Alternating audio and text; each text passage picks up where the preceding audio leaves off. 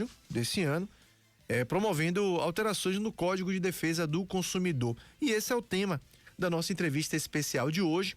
A gente vai conversar com o escritor e professor pós-doutor Josinaldo Leal de Oliveira, advogado militante na área do direito do consumidor e professor da Universidade do Estado da Bahia, a UNEB. Ele também é autor de livros como A Responsabilidade dos Meios de Comunicação pela Participação na Mensagem Publicitária, A Proteção Jurídica do Consumidor na Cituro e Temas Atuais do Direito Consumidor. Então a gente vai falar um pouco sobre isso, afinal de contas é um assunto que está repercutindo muito, sobretudo no tempo que a gente está, né? A dificuldade das pessoas aumentaram muito. Quem não estava no superendividamento, de repente entrou, infelizmente, né? O período é de muita dificuldade para todos, a gente sabe disso, a própria dificuldade que a pandemia traz e tudo mais. E aí gera dúvida, né? Se essas pessoas são contempladas agora, se são pessoas que têm dívidas mais antigas, enfim. A gente vai falar sobre todos esses assuntos agora com o professor e advogado Josinaldo Leal de Oliveira. Muito bom tê-lo aqui conosco, entrevista em áudio e vídeo. Quem estiver acompanhando a gente pelo rádio, quiser assistir, pode entrar na nossa live lá também, no Bom Dia Feira Oficial no YouTube, e vai poder assistir, né, essa entrevista que a gente faz ao vivo agora com o professor Josinaldo. Professor, muito bom tê-lo aqui conosco. Na prática, o que é que muda de fato com a lei do superendividamento a partir de agora? Maravilha, meu amigo. Bom dia a todos. É uma alegria muito grande participar desse programa. E hoje com uma temática muito especial, levando aí utilidade para os seus ouvintes. Hoje eu diria, Fernando, que o tema da atualidade em matéria de direito do consumidor envolve a questão do superendividamento. É o grande tema, é o tema da atualidade, correndo todo o Brasil aí, em razão da edição da Lei 14.181, que entrou em vigência aí a partir do dia 2 de julho. E, meu amigo, essa lei vai interferir muito na vida dos brasileiros. Estima-se que aproximadamente 63 milhões de brasileiros serão beneficiados pela Lei 14.181, que modificou alguns artigos do Código de Defesa do Consumidor. Você fez aí uma introdução perfeita e muito adequada. Hoje, por conta da pandemia, infelizmente, muitos consumidores e muitas famílias tiveram a sua condição econômica agravada de forma negativa. Muitos já estavam endividados e outros se tornaram superendividados. Os superendividados são aqueles que serão destinatários dessas modificações no Código. Muda muito no segmento dos contratos bancários, na concessão de empréstimo, mas não se limita a isso. Essa lei vem, na verdade, buscar socorrer a dignidade dos consumidores.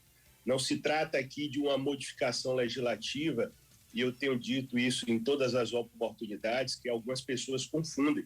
Não é uma lei para beneficiar o caloteiro, não é uma lei para permitir que as pessoas não paguem suas dívidas. Na verdade, a lei surge para evitar que esse fenômeno do superendividamento ocorra e permitir que devedores possam reprogramar suas dívidas, quitar seus compromissos e poder voltar ao segmento do mercado de consumo.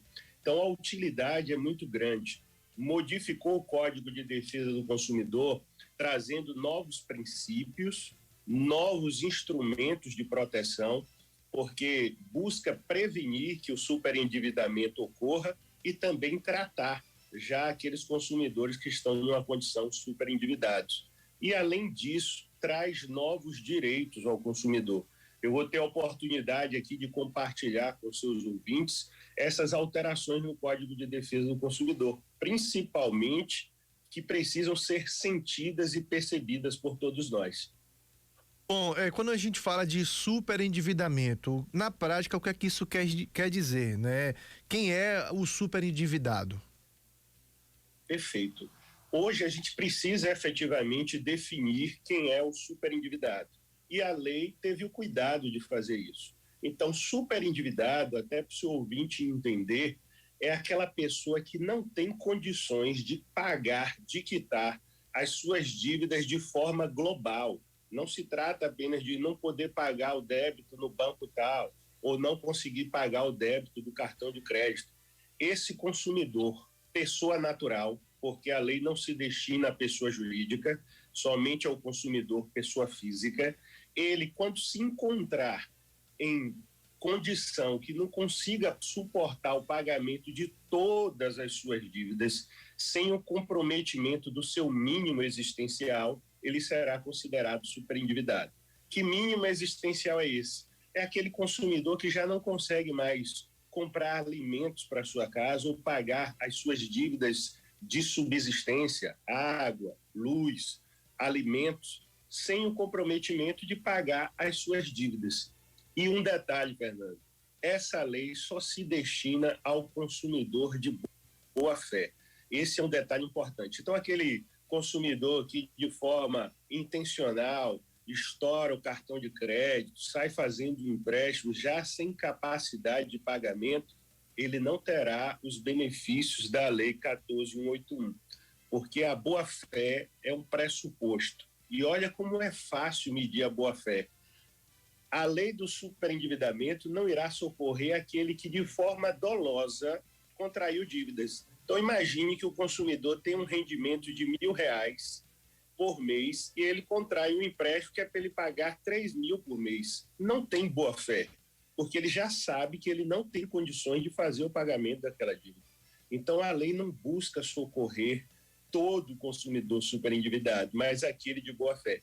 Então, o ouvinte que estiver nessa condição, atrelada a diversas dívidas, que ele não consiga suportar e honrar esse pagamento, e evidentemente esteja de boa-fé, porque o cenário hoje, infelizmente, é de um consumidor que ele contrai um empréstimo para pagar outro empréstimo. E isso nunca chegava ao fim. Falava-se daquela bola de neve. Você está construindo uma bola de neve, porque você quitava um, mas já estava com outro monstro, uma outra dívida, muitas vezes maior e com juros mais elevados do outro lado. E agora a lei vai permitir que isso, de certa forma, seja sanado, criando a possibilidade da repactuação coletiva de dívidas. Uma previsão inovadora no direito brasileiro. Nós não tínhamos esse precedente antes. Já existia e existe em relação às empresas, com a recuperação judicial, a famosa lei de recuperação judicial, que toda empresa que esteja em dificuldade, ela apresenta um plano de pagamento de dívidas aos seus credores. Agora, o Código de Defesa do Consumidor traz algo similar para o consumidor pessoa física. Então, imagine que o consumidor deva ao banco X, à administradora de cartão Y, à empresa Z, à concessionária Y, e não consegue pagar nada disso. Ele agora tem a possibilidade de reunir, agrupar todos os seus credores e apresentar um plano de pagamento. Um plano de pagamento que poderá chegar até 5 anos. E nesse plano de pagamento, ele vai estabelecer parcelas mínimas que assegurem ainda a sua subsistência para que ele possa pagar. É um novo instrumento que precisará ser utilizado, vai exigir muito, inclusive, da classe da advocacia, habilidade, conhecimento específico para bem estruturar esses planos. E os fornecedores também precisarão se adequar a isso, porque se eles não conciliarem com o consumidor, o judiciário vai impor a eles um plano de recuperação desse consumidor. Então, é interessante que a empresa, o fornecedor, tenha essa iniciativa de aceitação da conciliação.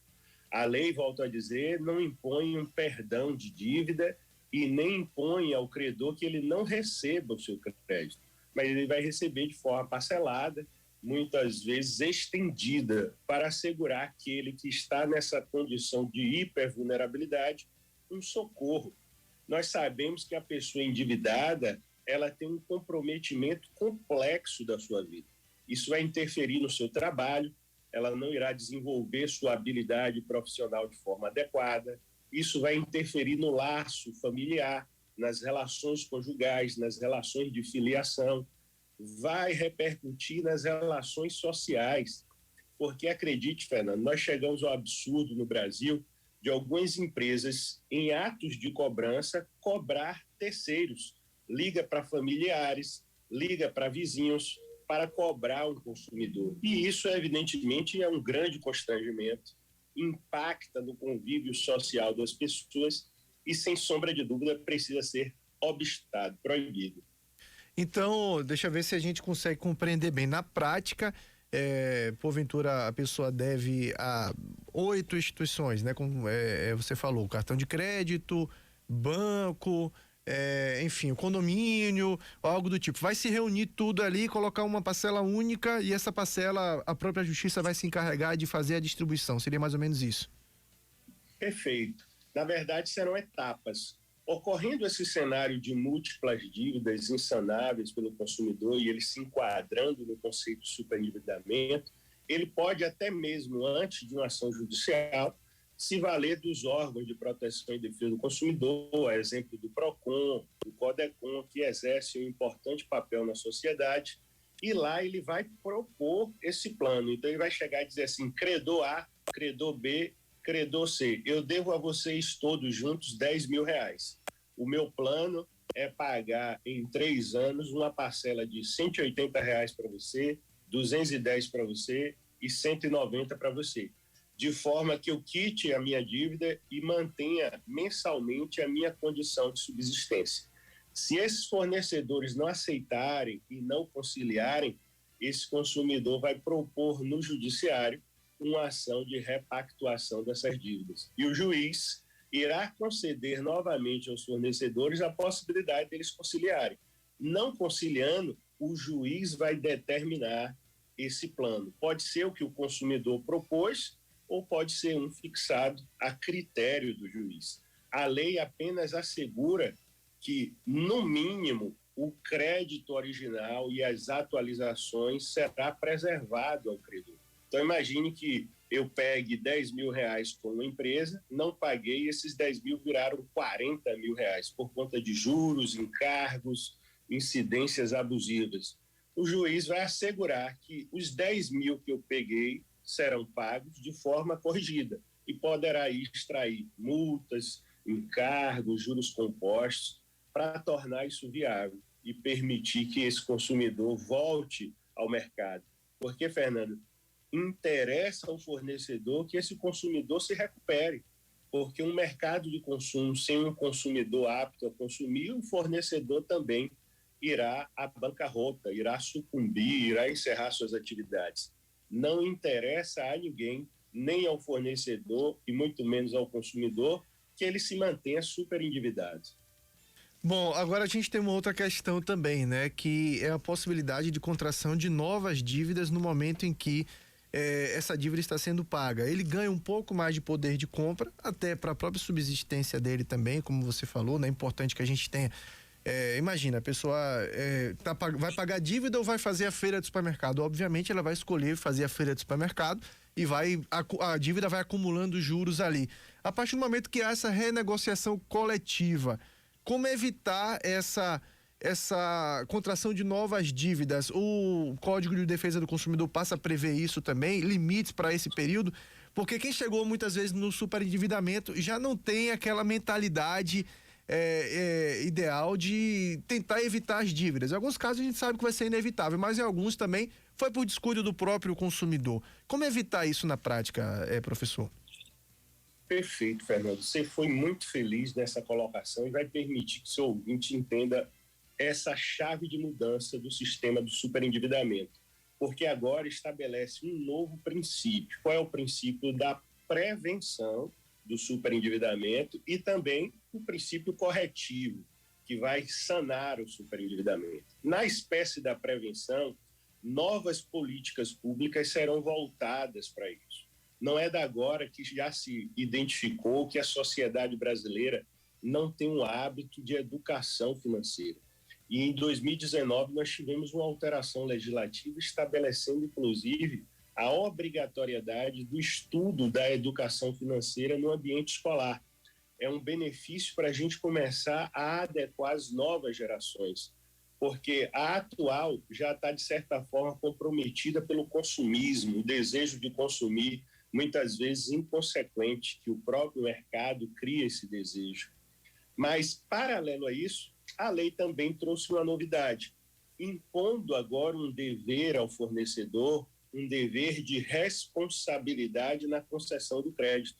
Agora o fornecedor, o banco, a instituição financeira, o credor de forma geral, antes de conceder novos créditos, ele precisa visualizar a capacidade econômica. E ele agora vai ficar impedido de conceder novos créditos, de novos contratos àquele consumidor que já não tem condições de suportar. Até então, no passado, a gente dizia que muitas vezes os bancos, as instituições financeiras davam corda para o consumidor se enforcar. O consumidor já estava na beira do abismo e ele chegava à instituição financeira, a instituição com total irresponsabilidade dizia: você quer crédito? Tome crédito. Não sabia, não investigava, ou muitas vezes tinha consciência que aquele consumidor não tinha capacidade de pagar, mas ali impor juros, encargos dessa forma. E hoje não. Agora, o fornecedor que promover a concessão do crédito irresponsável será também responsabilizado por isso. E isso vai permitir justamente esse equilíbrio. Então, repactuou, ele não terá um mundo à sua porta extremamente aberto, já que a sua capacidade financeira já ficou limitada, sob pena dele, inclusive, ter desfeito o pacto com aqueles credores e voltar ações judiciais, voltar cobranças, tudo isso. Pois é, interessante, viu? Eu tô curioso para ver como isso vai funcionar de fato na prática. Para a gente encerrar o assunto, até fugindo um pouco dele, mas em cima da questão das dívidas, algo que desperta muita atenção das pessoas é essa questão que o senhor falou, de muitas vezes a cobrança acontecer para parentes da pessoa, não consegue falar com a pessoa, liga, e aí volta e meia a gente vê casos, inclusive, de pessoas que não tem nada a ver com a história e liga, por exemplo, o nome da pessoa é Joana, alguém liga Sônia, não, eu não sou Sônia, e a empresa de cobrança liga o tempo inteiro, exaustivamente, não acreditando que não se trata da própria pessoa. Nesses dois casos, o que fazer? Claro que a gente talvez não caia nas mudanças no Código de Defesa do Consumidor, mas é porque é algo que faz muito parte do cotidiano das pessoas e cada vez mais. Duas coisas: a cobrança indevida, ligando para o número errado mesmo, o número de quem não contraiu a dívida, e outra ligando para parentes de quem contraiu a dívida. De alguma forma, essas empresas de cobrança ou esses credores podem ser responsabilizados, pode voltar contra eles a questão também? Sem dúvida, sem dúvida. Esse ponto que você traz, ele acaba interferindo aí no dia a dia de muitos consumidores, devedores e não devedores, como você colocou, porque muitas vezes as cobranças decorrem de forma indevida. Os velhos e bons SMS da vida que são encaminhados. Vamos lá. As duas circunstâncias, elas são enquadradas já em um dispositivo do Código de Defesa do Consumidor, que é o artigo 42. Ele trata da cobrança abusiva. As duas circunstâncias serão abusivas, uma por ser indevida e a outra por mecanismos exaustivos de cobrança. Lá no artigo 42, o legislador diz que o consumidor não poderá ser exposto a situação vexatória, constrangedora e nem exposto ao ridículo no ato da cobrança. O consumidor que ele recebe uma cobrança indevida, eu até digo, as intempéries da vida pode acontecer. Um fornecedor que tem 20, 30 milhões de consumidores, a gente acredita até que é possível um erro no sistema. Agora, quando o consumidor imediatamente refuta a origem daquela cobrança, dizendo não se trata de Maria ou Pedro, esse número não pertence a ele, e esse fornecedor insiste, eu aconselho sempre nesses casos o consumidor fazer registro disso. Se é pelo celular, print da tela. Se é pelo SMS, salva. Se é pelo telefone fixo, e isso acontece, ele dá um jeito de gravar aquelas ligações ou até filmar com o celular o recebimento da ligação com a percepção do áudio. E ele poderá propor uma ação judicial buscando uma tutela inibitória. O que é essa tutela inibitória? Para que essa empresa de cobrança ou esse fornecedor pare imediatamente de continuar fazendo aquelas cobranças e também pedir reparação por danos morais. A segunda situação, Fernando, ainda é mais grave. É aquela situação das cobranças exaustivas. Isso tem sido um tormento na vida dos consumidores e o Poder Judiciário já tem tido a oportunidade de se manifestar, reconhecendo uma prática abusiva e condenando essas empresas por essa situação. A gente acaba tendo relatos, e eu me deparo muito com isso no exercício da advocacia, de consumidores que relatam que recebem em um único dia 20 ligações, 30 ligações. E eles fazem agora um modus operandi, digamos assim, com DDDs diversos. Antigamente a gente via o DDD 11, São Paulo, já dizia assim, é cobrança. Agora não, vem 81, vem 51, é do Rio Grande do Sul, 31, Minas Gerais. Ou seja, o consumidor às vezes está aguardando ligações, pensa que é para uma oportunidade de trabalho, quando atende é a mesma cobrança que havia sido feita meia hora, 30 minutos antes. O consumidor reconhece a dívida, diz, nesse momento, infelizmente eu não tenho como pagar. Será que em 10 minutos esse consumidor adquiriu um meio idôneo de pagar? Evidentemente que não. Aquelas cobranças servem para constranger, para criar um desequilíbrio até emocional no consumidor. E quando faz em relação a terceiros, familiares, parentes, mais grave ainda.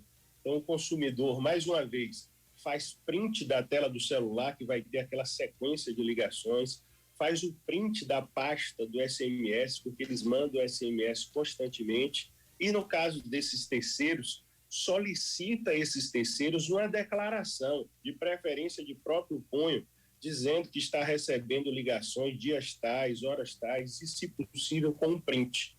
Tanto o consumidor devedor quanto o terceiro que está sendo molestado, ambos podem mover ações judiciais buscando reparação do dano. No caso do devedor, além de ser devedor, ele vai passar a ser credor desse fornecedor, porque é preciso dar um basta nisso. O credor tem o direito de cobrar, mas ele não tem o direito de abusar do ato de cobrança. Bom, eu falei que a gente estava encerrando, mas quando a gente fala de direito do consumidor, às vezes a gente tenta encerrar 2, 3 vezes, porque os assuntos vêm surgindo. Eu acredito que a gente vai encerrar com essa agora, até para não ocupar ainda mais seu tempo. Mas algo que a gente tem visto no cotidiano muito das pessoas também, aí não tem a ver com o superendividamento e nem com dívidas, é a questão das ligações também abusivas oferecendo serviços. Tem operadora de telefonia que já virou até meme na internet, né? Não vou citar o nome, mas quem está ouvindo até já sabe. Ele recebe ligação dela em algum momento oferecendo planos, oferecendo pacotes de internet. E são ligações 2, 3, 4, 5, 6, 10 vezes por dia, de serviços diversos, né? De operadoras de telefonia, de operadoras de cartão de crédito, oferecendo serviços ao cliente. Muitas vezes a gente tem que dizer várias vezes que não tem interesse. No outro dia ou daqui a 40 minutos, uma hora, recebe a mesma ligação e tem que dizer de novo que não tem interesse naquele serviço. A gente sabe que existe a chamada lei da importunação, né? Como acionar essa lei na prática? Eu digo isso porque muita gente sabe que existe, mas não sabe como acionar essa lei para que pare de receber, de fato, essas ligações indesejadas. Perfeito. Isso, na verdade, decorre agora de uma terceirização desse serviço, e muitas vezes esses prepostos precisam bater metas. E eles pegam os bancos de dados, e é um outro porém, porque as relações de consumo hoje, mais do que nunca, precisam navegar em torno da LGPD, a Lei de Proteção Geral de Dados. Por força disso, muitas vezes a nossa intimidade e privacidade com dados pessoais são compartilhados com várias empresas. Então, a gente muitas vezes é cliente, consumidor de uma empresa de telefonia, de internet, e na mesma semana a gente recebe ligações das concorrentes também oferecendo aquele serviço. Ora, como eles conseguiram meus dados? Já que eu nunca tive relacionamento com elas. A lei que torna essa condição de inoportuno permite ao consumidor, pela via do telefone ou da próprio site, bloquear esses números. E isso implica efetivamente na restrição. Só que vem aquele detalhe da circunstância anterior. A gente bloqueia um número e eles ligam de outros. Então, eu aconselho sempre, nessas hipóteses, o consumidor, para que ele tenha o basta, ele reúna um acervo probatório mínimo, fazendo esses registros dessas chamadas, paralelo depois ao bloqueio da linha, buscar responsabilizar esses fornecedores. Infelizmente, o consumidor brasileiro, ele ainda tem muito da questão da individualidade. Ele resolve o problema dele e a vida segue. A gente precisa ter uma conscientização coletiva, fazer denúncia dessas empresas nos canais apropriados, no próprio PROCON, para que essas medidas também sejam obstadas em relação a outros consumidores. Então, Fernando, nesse caso específico, além dele poder bloquear pelo site, eu recomendo que ele avance nessas circunstâncias. Acolha aqueles números, porque senão ele fecha uma porta e abre outra. Naquele popular, cobre a cabeça e descobre os pés, porque eles transmitem, impactuam os nossos dados e nós vamos receber ligações de outros números, de outros DDDs. E o bloqueio, muitas vezes, é apenas direcionado. É preciso, não que seja aqui um caso de vamos fomentar a judicialização, mas é preciso que as instâncias competentes, seja na esfera administrativa, pelo PROCON, pelo PODECON, ou pelo próprio Ministério Público, e também pelo Poder Judiciário. Infelizmente, muitas vezes os fornecedores, enquanto não sentirem na pele que é o bolso, não cessam as práticas abusivas. Pois é, e é necessário, viu? Porque o pessoal incomoda.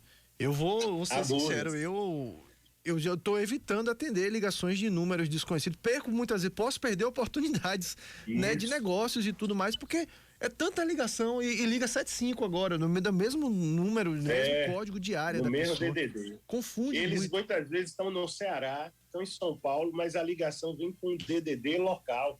E aí você acaba vivendo. Eu digo que alguns consumidores, quando o telefone toca, já vivenciam pânico, que ele não sabe ali, vou atender, não vou atender. Aí depois, liguei para você, não atendeu, a pessoa fica constrangida, diz, eu pensei que era a empresa tal, e ela não é devedora, o que é pior, né? Mais agravante. Mas interfere no nosso emocional e muitas vezes no trabalho. Eu vou lhe dar um outro exemplo, que eu passo às vezes isso. Estou no escritório trabalhando, muitas vezes fazendo prazo, o telefone toca, quando eu atendo ele fica mudo e desliga. E é o mesmo número às vezes, fruto daquelas programações de chamada. Então, empata o seu trabalho, tira a sua paz, você fica na dúvida se atende ou não atende, muitas vezes é um cliente precisando falar, e várias vezes no dia acontece isso. É preciso modificar essa realidade. Professor Josinaldo, eu quero agradecer imensamente sua disponibilidade de falar conosco, é um assunto que rende muito e é importante a gente falar, não só sobre a lei do superendividamento e o que muda a partir de agora, como também esses outros casos, né, que a gente falou. Acho que se a gente fosse começar a enumerar aqui, a gente ia levar o programa todo e ia faltar tempo, porque direito do consumidor é algo que rende muito mesmo. Quem está acompanhando a nossa live e mandando um abraço para o senhor é doutor Agimiro Nascimento, seu colega, nosso colunista aqui do segmento de jurídico, né, de segundas e quartas-feiras. Muito bom tê-lo aqui conosco, a gente agradece, viu? Maravilha, Fernando. Eu que agradeço imensamente aí o carinho, a abertura, o espaço de vocês e de imediato cumprimento também pela grande utilidade do quadro do programa. Hoje falar de direito do consumidor é falar de cidadania, todos nós somos consumidores e precisamos efetivamente conhecer nossos direitos. Eu digo que o cidadão que conhece seus direitos, ele se permite a desenvolver toda a sua comunidade, porque a gente pode ter a oportunidade de compartilhar conhecimentos. Então, fica aqui a minha imensa gratidão e parabenizar pela qualidade do trabalho, pela sua excelente comunicabilidade. Você desenvolveu aí um trabalho muito pertinente, trouxe ganchos que permitiu a gente avançar aí com grandes dicas para os seus ouvintes. Muito obrigado. Viu? Valeu, conversamos então com Josinaldo